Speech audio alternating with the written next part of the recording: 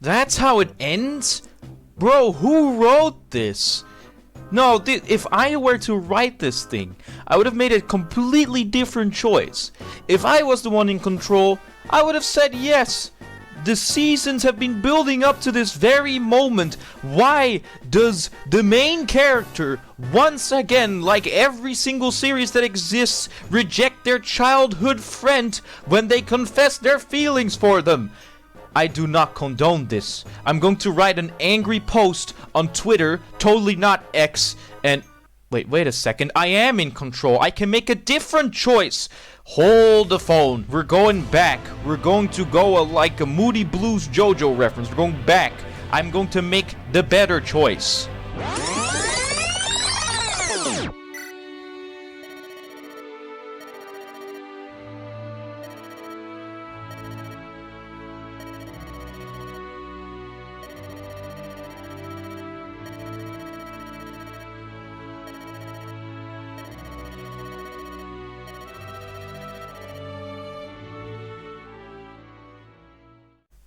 Hello everybody! It's XPGamesNL here, and welcome back to another Fire Emblem Builder tutorial. Ladies, gentlemen, days and dems, welcome back. It's been a while, actually. There's a big while between these videos because they kind of take a while to like get prepared for. The thing is that I love doing these. There's a piece of me that still really wants to do these, but on the other hand, there's a lot of tutorials and a lot of stuff to cover, and there is sometimes a little bit of tiredness jumping in with these videos. But regardless, I'm very happy to be here again today to talk about something that you guys massively voted for on the last poll, and that is different choices in Fire Emblem Builder. So, different choices in Fire Emblem Builder, they kind of play into the thing we covered earlier with checks. And the thing with checks is that there's different ways you can trigger something to happen in FEBuilder. There's different checks you can kind of do. And FEBuilder also has the opportunity to make different choices in the game. And to sort of describe what I mean by different choices is different choices can be like the two villages in Fire Emblem 6, which do something. For an example, because you can go the A or B route on the Western Isles in Fire Emblem 6. There's also stuff like the Fire Emblem 7 guidance chapter information, where it's like, do you want to participate in a guidance chapter or not? And then you get a yes or no question. There's various things like that, various choices you can make. That's what I meant with different choices in FEBuilder. It's nothing really meta related, nothing really settings related in FEBuilder itself. So, to show you an example of a choice that is present in every single FE game, I'm going to boot up the emulator, and what we'll do is we can just do any random chapter, because if you go, for an example, to this chapter right here, and I'll also pull up the debugger, which disappears because I clicked it away, but if you actually click the suspend option, you see that you can pick a yes or no option, and this is one of those examples of a different choice that you can make in the game. And if you want to get access to this event yourself, which is pretty neat about the freaking debugger in general, is that whenever an event triggers, the debugger can always show you exactly what event is currently being triggered. And for an example right now, we can see that the suspension thing is being called. So what you can do here is you can just double click, and then it will open up the event itself in FEBuilder, which is really neat. I'll open this up. So what we can see here, it's really small, but there's a bunch of different things here, and as you can see, the dialogue text makes use of a BNE, which is not a breaking and entering, but just a check that you can do on whatever happened beforehand. Now, if we go to the dialogue editor, to the text editor, which is exactly where you would do that choice, you can simply see that by calling this function called yes, between two square brackets, because that is how you call a function in Fire Emblem Game Boy Advanced. By just having two square brackets and saying yes, and doing that in a piece of dialogue, you can actually get access to that yes or no option. And that means it's really simple to make your own little thing. So what I'll do is I'll actually make my own little event. I'll make a little cut for that. I'll make my own little dialogue conversation and set everything up. And once I'm back, I will show you exactly how I set it up. But you can easily set like a yes or no event with this. So what I'll do is I'll just copy a bunch of this stuff and I'll come back to you when I make my little event. Should be fun. And after that, and me showing you how you can make a yes or no question in dialogue, I will also show you how to do something along the lines of two villages in Fire Emblem 8. Or like the two Fire Emblem 6 village kind of thing. So, yeah, that should be nice. Alright, I'll be back in a second. Alrighty, I've returned. And what we'll do at the moment is we'll just fire up the emulator and take a look at exactly it is that I edited and that I made. So, I edited a bunch of stuff. If we go to chapter 4 and skip through all of this, I edited a talk conversation that you can do between Tim and Linda, and it's a pretty simple one. You just do a talk, and then Linda will at a certain point ask the main lord out, and you can make a choice about this, and whatever you choose, something will play out. I've written a thing that you can do for either yes or no.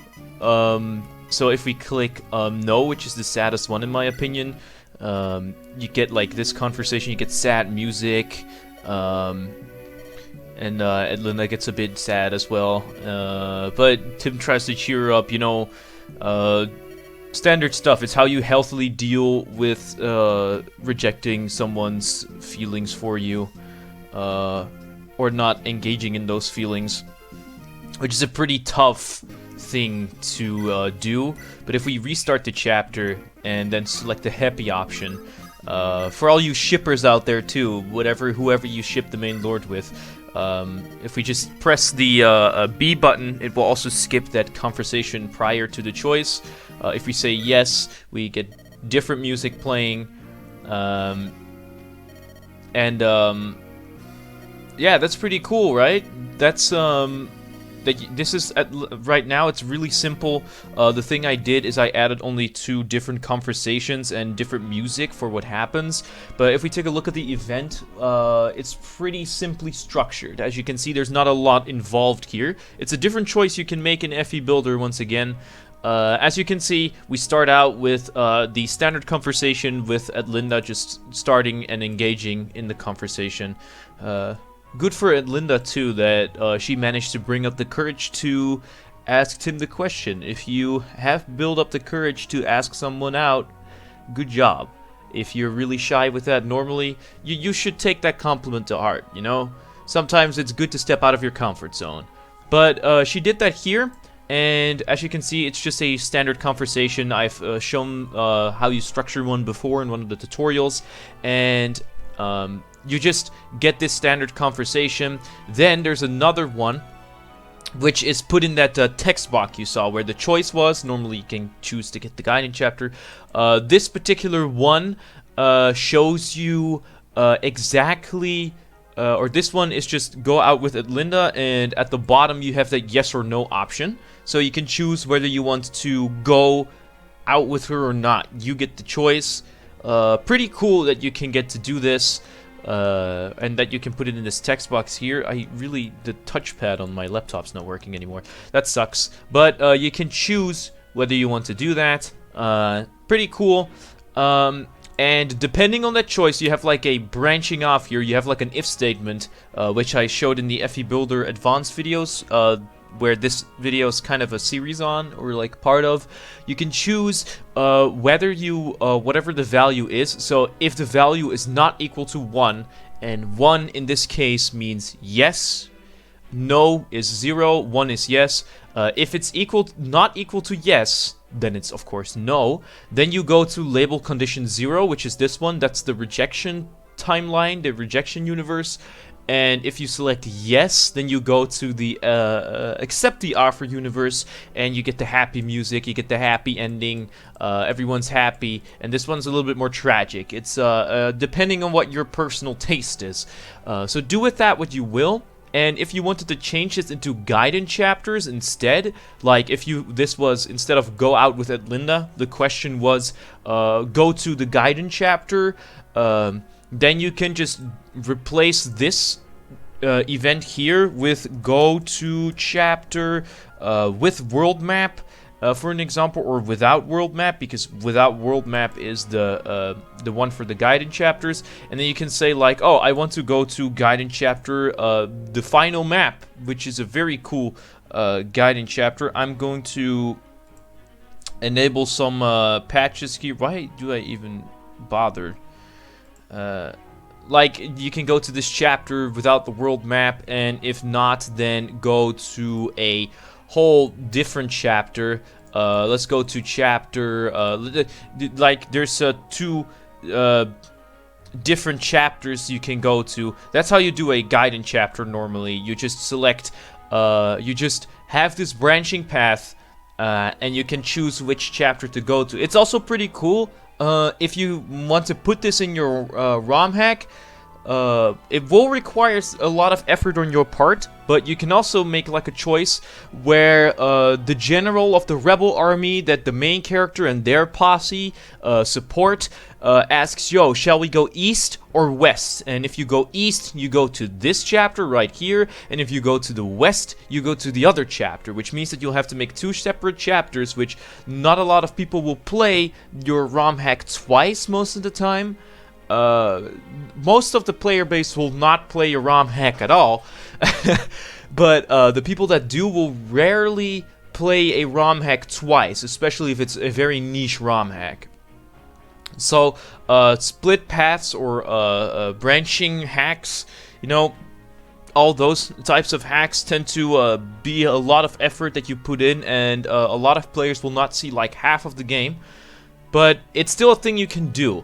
And normally a thing with guiding chapters is that you have to reach a certain condition, and there's stuff like, let's see, it should be in here somewhere, turn counts, you have a check. If you've watched the FEBuilder advanced tutorial and checks, you know that there's like a check, and you can check for turn counts, and then you can say like, well, if the turn count is not equal to like 50, if you need to complete a map in 50 turns, if the turn count is not equal to 50, then force the player to continue with the normal story.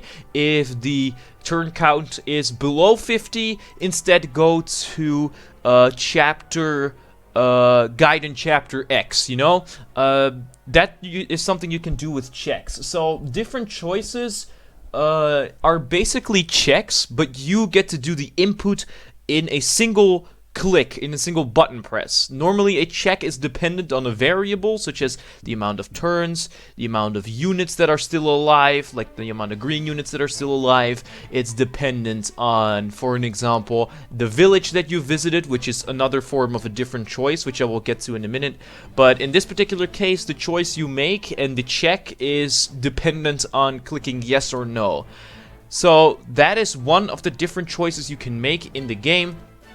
Now, I'm gonna not save this because I don't want to include that any further. What I will do now is, you can see there's two villages here. What I will do is I'll implement a very simple,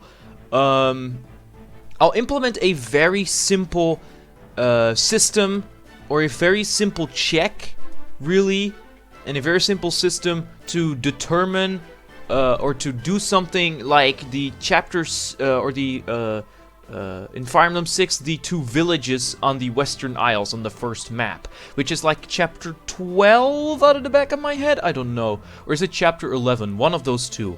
But you can visit one of the villages, and you cannot visit the other, which is also a thing that happens in Shadow Dragon, which If you visit Village A, you'll be locked with, I thought the village on the left was, I think, the one where you go to Echidna's chapter, and you go with Lalum, and the village on the right, I think, was the one with Bartre, and where you have Alphin.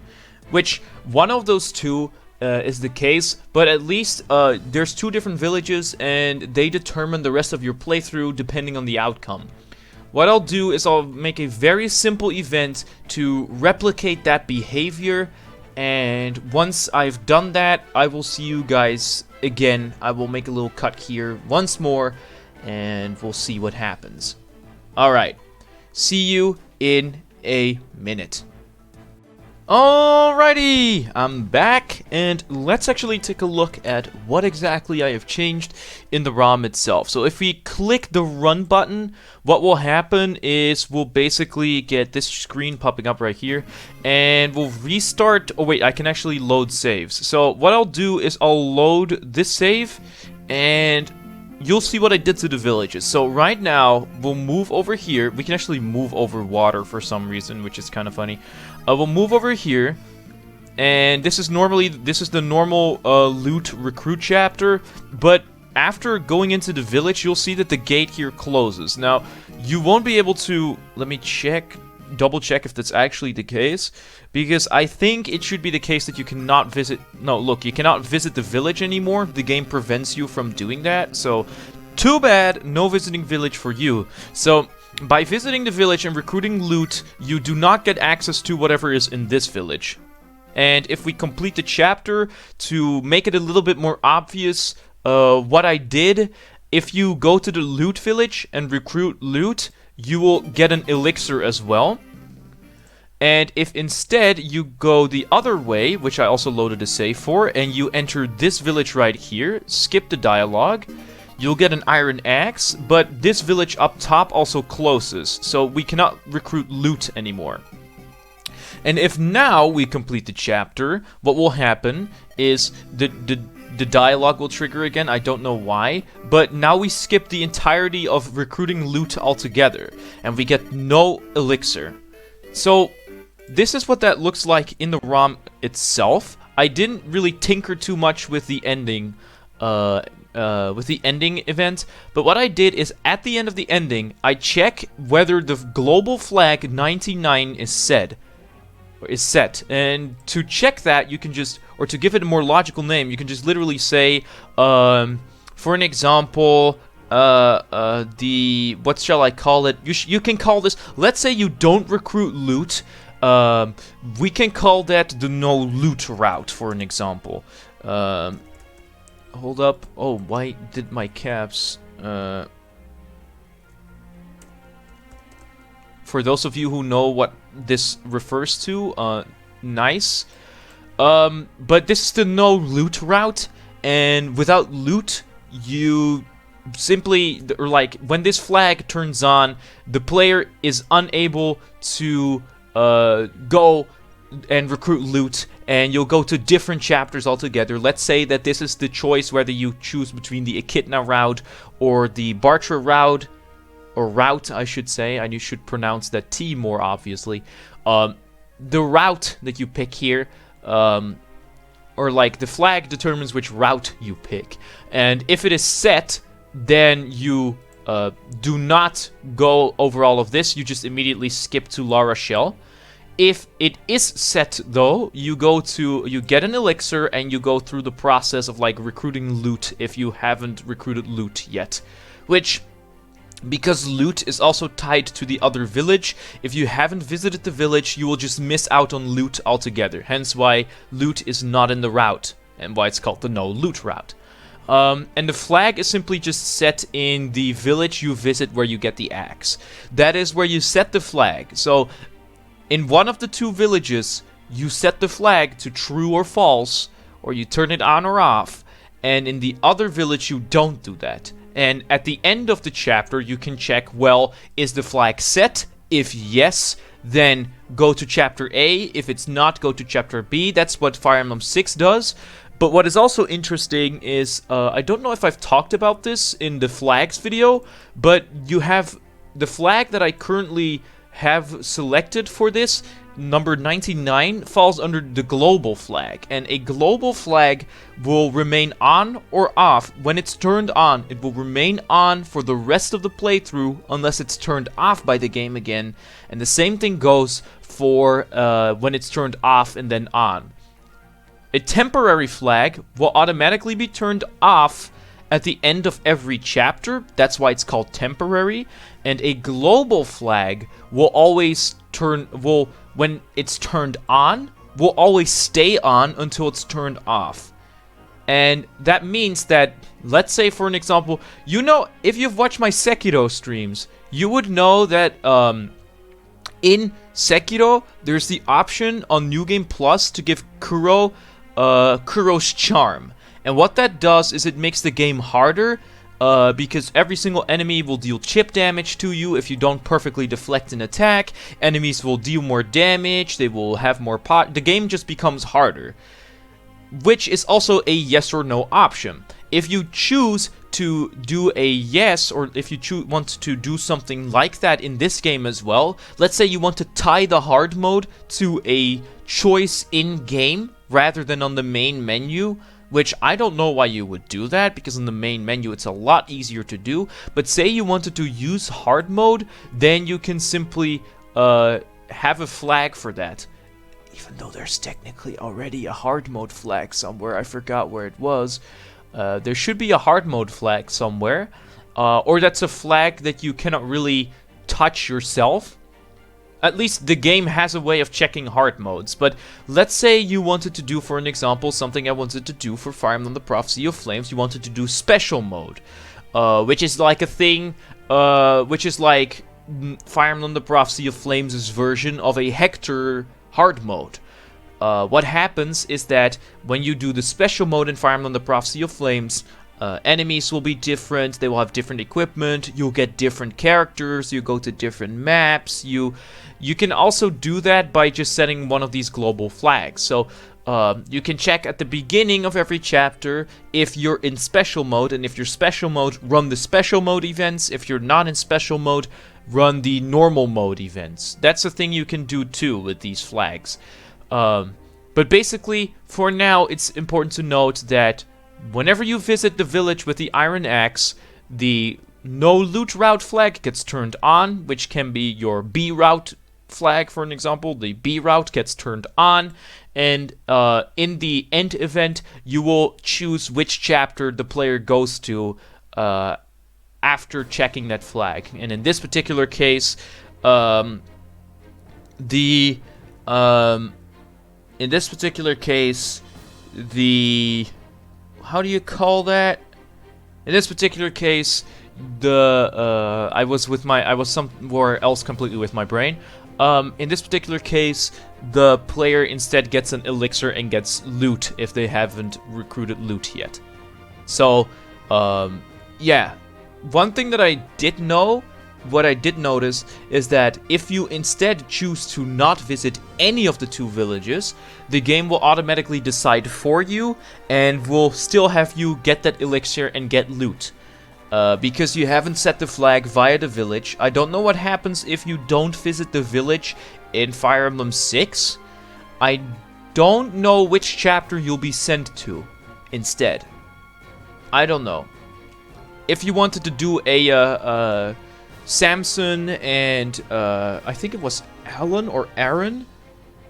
If you wanted to do something that Fire Emblem 1 and Fire Emblem Shadow Dragon did, or Fire Emblem 3, where you visit one of the two villages and you get one of the two recruitable characters, either Samson or Alan, the paladin or the hero, you can do the same thing like we did here, but instead of the other village giving you an iron axe, it's also like a recruitment thing. So that is how you do a different choice with the villages. And with that, that's actually everything I wanted to talk about today. It's where yes and no, the topics we covered today were yes or no options, and the different villages, and when you can visit them or not. Pretty cool stuff, pretty cool beans. Yeah, with all that being said, really, there's a couple of things I still want to say. if you haven't subscribed yet, it would make my day if you did, because I've noticed that like 86% of the people watching my content hasn't subscribed, which I'm really close to 1 million subs. No, just kidding. We're really close to getting to 1,000. And once we reach 1,000, I'll stop begging, because the only reason I want to hit 1,000 is because I get to monetize the channel. Now, I'm not wanting to do this for the money. The only reason I want to monetize the channel is because monetized channels get pushed by the algorithm more. And that helps me get my content out to more people like you, who may have just randomly stumbled upon this video and learned something new. Let me know in the comments down below if that was the case. If you have found this video randomly, let me know in the comments down below. That's fun stuff to know. But if we reach those 1,000 subs and the channel gets monetized, I'll be able to spread the content to more people and spread my entertainment to more people, which is at the end of the day, the thing I love doing the most is entertaining you guys. And for these particular episodes, it's teaching you guys something that you want to know, that you're enthusiastic about. Besides that, if you have the energy and time, please check out Fire Emblem: The Prophecy of Flames. It would really make my day as well. If you did that, it would be really, really cool, because I really have put a lot of effort into that ROM hack, and I would love it for you guys to check it out. Download link should be in the description, and if not, leave a comment down below. I'll reply with a link where you can download the patch and play the ROM. Yeah, and aside from that, just like the video if it was helpful. Share it with a lot of people that you think will be very happy to know about this video as well. And with all that really being said, yeah, I really don't know how to do this outro anymore. Thank you super duper much for watching. I'll make more videos probably soon. Look out for the poll to vote what the next video on FEBuilder tutorials will be about. I am XPGamesNL. Thank you so much for watching. And as per usual, the best way to learn hacking is by simply doing and talking about it. Thank you so much for watching. Goodbye. And always wear your seatbelt.